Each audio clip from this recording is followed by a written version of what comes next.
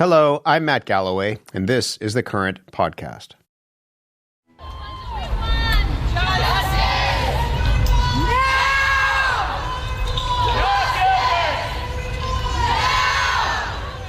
Protesters outside the courtroom in London, Ontario yesterday as 5 accused former World Junior players entered to hear the judge's decision. It is a case that shook the hockey world and prompted a national conversation about the culture of Canada's national game. Yesterday, all 5 men were found not guilty of sexual assault. The CBC's Karen Pauls has been covering this trial and is in London, Ontario. Karen, hello. Good morning. The judge took more than 4 hours to read her decision yesterday, but pretty much right off the bat, she wrote and said that she did not find the complainant's evidence, quote, credible or reliable. Take us through some of the inconsistencies she highlighted in the complainant, who is known as EM's testimony. Right. Well, Justice Maria Caraccia said inconsistencies don't necessarily mean a witness is lying, but she was concerned with some of the answers EM gave during her evidence and cross-examination. Here's one example she gave. EM said she weighed 120 pounds, but later saw on her medical record she was actually 138 pounds. Caraccia was concerned she stuck with that lower number, even though she knew that was not right. There were a couple of times when EM was talking about telling her truth in court, not the truth, which Caraccia said blurs a line. She said EM testified she was feeling scared and fearful, but didn't mention any of that in her police interviews. Some of EM's testimony was shown to be wrong when court saw video evidence. For example, how many drinks she had and who bought them. Caraccia said she exaggerated her level of intoxication. The judge said EM had gaps in her memory and filled them with assumptions. And she took issue with EM starting her answers with the phrase, "I feel that," because she said it sounded like EM wasn't remembering accurately. Okay, after the decision, we heard from lawyers for the Crown, for the complainant and the defendants. There was a lot of reaction and a lot of diversity in that reaction, but how would you describe it? Right. Well, the Crown was measured. She's not sure yet if she'll appeal, so they have 30 days to give that notice of appeal. She said the Crown's goal was a fair trial for all parties and that a successful prosecution isn't measured only by guilty verdicts. The complainant, in a statement through her lawyer, said she was disappointed by this verdict, devastated because she did everything she could, and was still judged to be not credible or reliable, not believed. Her lawyer said EM wondered if she could or should have done anything differently. And she warned this is how complainants are treated in court. None of the players spoke to the media, but their defense lawyers did. We heard some of that off the top there. They said these decisions vindicated their clients and were an unequivocal exoneration, but they criticized the Crown for prosecuting this case that they said was driven by media and political pressure. Also, you could hear there's some anger at Hockey Canada for settling that civil suit without informing the players. The lawyers said they would have fought for their innocence at that point. And there was even some criticism, of the public for believing the worst of these players. Yeah, we're going to talk about many of those issues with a legal expert coming up. But all through the trial, Karen, supporters of the complainant or people who advocate for women's rights have been outside that courthouse with signs and chanting. And you've covered several weeks of this very lengthy trial. Tell me about the reaction you've been hearing from them and from advocates for sexual assault survivors. You know, there is lots of support and empathy, especially for those 9 grueling days of testimony and cross-examination. I'm hearing so much awe and thanks for EM's bravery and resilience. And, lots of anger about how she was treated in the witness box by defense lawyers. Even more anger over that verdict and the lack of belief in her testimony. The rape myths, they say, were repeated during the trial. I was at the rally last night outside the courthouse. One of the speakers said she was angry the judge didn't mention at all what EM went through, both that night and in the witness box. She didn't correct those rape myths and didn't give her any credit for speaking up at all. This case has also been a flashpoint for what's becoming known as the hashtag #HimToo movement, people concerned about false accusations against men. What kind of presence was there at the courthouse throughout the trial on that side of the ledger? A couple of times we saw a handful of men outside the courthouse holding those Him Too signs, trying to drown out the EM supporters chanting. One of those men told us he agrees a sexual assault is wrong, shouldn't be tolerated, but so is making false accusations. And he said that was the case in this scenario. Our colleague, TSN's Rick Westhead, was confronted by a man who said he had ruined these players' lives and careers by breaking this story. And there was actually a man and his wife who were here every single day in court with their service dog. We found out he's actually the head of a group advocating for men who've been wrongly accused. And he was shaking some of the players' hands yesterday. So, Karen, I said in the introduction, we've heard this a lot over the last couple of days, but throughout the trial, that this really sparked a national conversation about hockey culture within the hockey world and beyond. You have covered much of this trial. So at the end of the day, what's staying with you? What stood out for you? I mean, there are a couple of things. These hockey players, they had NHL contracts that weren't renewed when they were charged. We don't know if they'll be allowed to play again. The NHL put out a statement last night saying the allegations are disturbing, the behavior unacceptable, and they're not eligible to play while the league reviews the judge's findings. NHL Players Association is disputing that, saying they should all be allowed to return to work. They've missed more than a full season. And, like you said, a lot of conversation around dinner tables, around hockey rinks, very polarizing issue. And I've heard people talking about things like toxic masculinity, the sense that players can behave badly off the ice if they're stars on the ice, that sense of entitlement.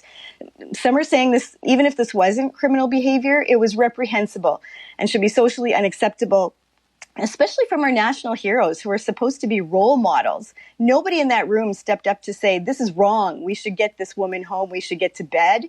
Conversations about how we should be raising young men. But will that translate into changes in locker rooms? Will there be more consequences for bad behavior, more education on healthy relationships and consent, more accountability? That all remains to be seen, Pia. But judging from some of the comments I'm seeing on social media, we still have a ways to go. Karen, thanks for all your good work during this trial. We really appreciate having you on. You're welcome. Karen Pauls is a senior reporter with CBC. She's in London, Ontario. Daphne Gilbert is a professor at the University of Ottawa, where she teaches criminal and constitutional law, including a course on sexual assault law. Daphne, good morning to you. Good morning. We heard there, Karen, talk about a number of issues that were raised coming out of this trial, and I want to go through some of them with you. But just to start off with, how are you understanding the decision the judge made in this case? Well, in the end, this extraordinary case came down to a really basic finding that the judge simply didn't believe EM. And it was, in some ways, the worst possible outcome for EM because the judge came right out and said that she felt that there was actual consent that night. And so she just didn't believe EM's version of the events. And so it was, in the end, that classic he said, she said, and the judge believed the he. The he's in this case, yeah. The judge took four plus hours to read a ruling. I mean, what stood out for me, Daphne, tell me if this is unusual or not, is that straight off the bat, she said that EM's testimony, that the judge said she didn't find it credible or reliable. Is that unusual? Well, it's unusual that a judge would read a 90-page judgment. That also was part of what was making this extraordinary. And I think what she wanted to do was put the players out of their misery right off the bat so that they weren't sitting there for 4 hours waiting for the final result. But it was a pretty harsh statement to open with. And as much as it might have put the players out of their misery, I'm sure it was a shock to EM. Some of the key questions in this case were about what constitutes consent. Everyone in that room, in that hotel room that night, agreed that there was sexual activity that took place. The question was whether or not that activity was criminal or not. You teach a course on sexual assault law and evidence of consent. What is the bar? What did the judge have to say about that as well? Well, because she found that there was actual consent, she didn't really look into what the players did that night at all. In fact, their conduct was really absent from the decision. She only looked at EM's conduct and what EM testified to in the courtroom. I had been hoping that there would be some analysis of whether or not there was an intimidation factor happening that night that may have led to appearance of consent. But when you've got 10 men in a room with one naked woman, seems to me that it should have been considered whether she was intimidated to the point of pretending that she was consenting. But there was absolutely no analysis of the men's behavior at all. What does the law say about consent? What's the criminal threshold? Only yes means yes. Affirmative, enthusiastic, ongoing consent to every sexual act that you are participating in. There's no such thing as advanced consent. And despite the effort to have consent videos record consent, there's no such thing as after the fact consent either. It has to be ongoing. Just walk through that consent video for people who haven't been following, because this is a piece of evidence that got a lot of attention in the trial. So the men recorded after the sexual activity, they recorded EM saying that everything was fine, that she had consented, that it was fun. And they tried to argue that that was evidence to prove that there had been consent. The judge did not find that. She used the videos to look at EM's level of intoxication and her demeanor. But the relevance of those consent videos to actual consent is nil, and Carter Hart testified that professional athletes now routinely film these consent videos, and I would say this is a warning that is not going to hold up in court. This case also highlighted the kind of scrutiny complainants are subject to in a criminal trial. EM testified for 9 days, was cross-examined by 5 different defense lawyers, and I want us just to listen to a bit of what EM's lawyer, Karen Bellimer, had to say after yesterday's decision. Her treatment during cross-examination at times was insulting, unfair, mocking, and disrespectful, none of which was necessary. Yet she maintained her composure and kept her emotions in check, only to be criticized for not acting enough like a victim. Daphne Gilbert, what do you think of how the lawyer says EM was treated? I agree with her. I think that there were a lot of occasions where the defense counsel stepped over the line. I think that it's perfectly possible to have a trauma-informed cross-examination. In my sexual assault law class, we devote a whole class to that. I think this points to the need for complainants to have independent counsel in the courtroom. We allow that in certain pre-trial situations, and I think this case is an example of how her own counsel might have been able to object to that kind of treatment. The other issue that's really come up comes from the defense side, and it is the idea that this case should have never come to trial in the first place. So I'm going to play a bit of Megan Savard, who is the lawyer for one of the accused, Carter Hart. She was sharply critical of the Crown and said the media put forward a one-sided narrative. Almost every single feature of the evidence that Justice Carassia identified today as fatal flaws for the Crown was known to prosecutors and to police from 2018. Today's outcome was not just predictable, it was predicted. So, Daphne, weakness of evidence. The police and prosecutors should have never laid charges, that they bowed to public pressure. Those are the allegations coming from the defense. What do you think of those? I think that's untrue. I think that the conversation across the country about what happened that night, the dinner table conversations that people are having, show that many people thought that the men's behavior was inappropriate and potentially criminal. And, the judge found that they needed to be acquitted. And I'm not saying that she was wrong about that. The pathway to the acquittal I would have liked to have seen was that they reasonably believed they had consent. They had an honest but mistaken belief in consent. And then that would have required her to look into what steps they took to make sure they had consent. But there was a lot of conversation in this country about how inappropriate the behavior was. And so I don't think it was wrong at all for the Crown to bring the prosecution.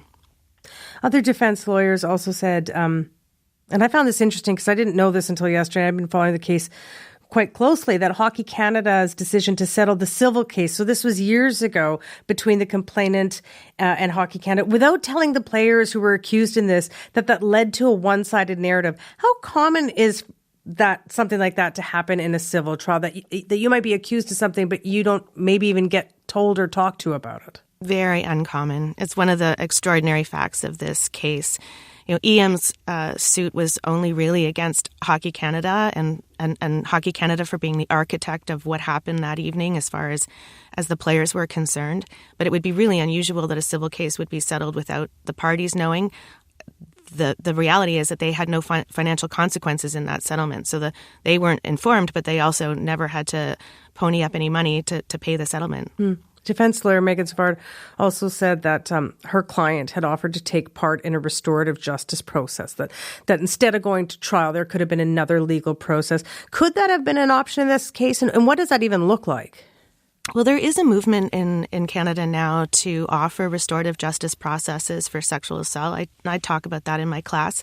And in certain circumstances, I think it can be helpful. This is not an example where it would be appropriate. It's useful in a case where the parties know each other and they have a relationship that maybe they need to continue, or maybe they just want to close off in a way where they come to a mutual understanding. These people were all strangers to each other. There was no way in which they were going to reconcile the competing arguments from that night. And I think anyone would have said a restorative justice process, if there was one, would not have been appropriate in this case. The Crown in the case made a brief statement yesterday saying they're reviewing the decision carefully. They have 30 days to launch an appeal. That's how long you get. Do you see any potential legal flaws? Because those are the grounds. It has to be a legal mistake in the judgment that might serve as grounds for appeal? It was a really well-reasoned decision. I disagree with the route to the acquittal, but I can't disagree that she was thoughtful and thorough in her reasons. I don't see any glaring errors. There were some pre-trial decisions to exclude certain pieces of evidence that the Crown might be concerned about and might have said would have tipped the balance in a different direction. But in terms of this judgment, it's a pretty solid judgment. I don't know if you plan to teach this case in your upcoming sexual assault law courses, but if you're thinking about that already, what would you tell your students? What does this case in the legal realm teach them? I'm actually devoting 4 classes to it this fall, and it's a case that really brings to bear this issue of consent and what it takes to have free, informed, enthusiastic consent, and how we can treat complainants in courtrooms with respect, how we can get at the truth without demeaning and belittling a complainant, and how we can look at situations in a broader context. It's, the whole situation that night needed to be examined, and that's what we're going to be focusing on in my class. We have been, in the Me Too movement, #MeToo, for almost a decade now. And I mentioned earlier, there's a sort of counter movement, #HimToo. Why is it so hard for us culturally and societally to deal with this issue? It is a legal issue many times, but why is it so difficult for us to get to, a better place, perhaps is not the right phrasing, but a different place in terms of us being able to deal with these massive issues? The history of sexual assault has been one that, has consistently blamed women for sexual assault. And even though the Me Too movement brought to light the unfairness of those kinds of stereotypes, and even though the law in Canada is very good at rejecting those stereotypes, I think we still hold a lot of them unconsciously. And, it is a unique crime because although this case was not this way, most of the time it's a private interaction between 2 people. And we have a distrust for women and for women's account of what happens to them in sexual interactions. I keep saying that this was a conversation or an issue that really kicked off a broader conversation in the hockey world and beyond. Do you expect to see cultural change coming out of this?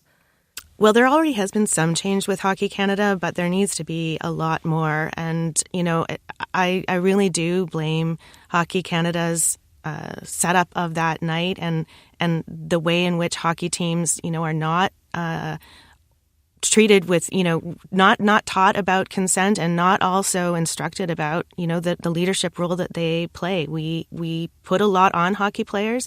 We expect a lot of them, but they get a lot in return. And I think in this case, Hockey Canada really, really let us down.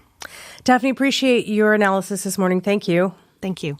Daphne Gilbert is a professor of law at the University of Ottawa. By the way, Hockey Canada has put out a statement. You can follow all the latest developments on this story by going to CBCNews.ca. You've been listening to The Current podcast. My name is Matt Galloway. Thanks for listening. I'll talk to you soon.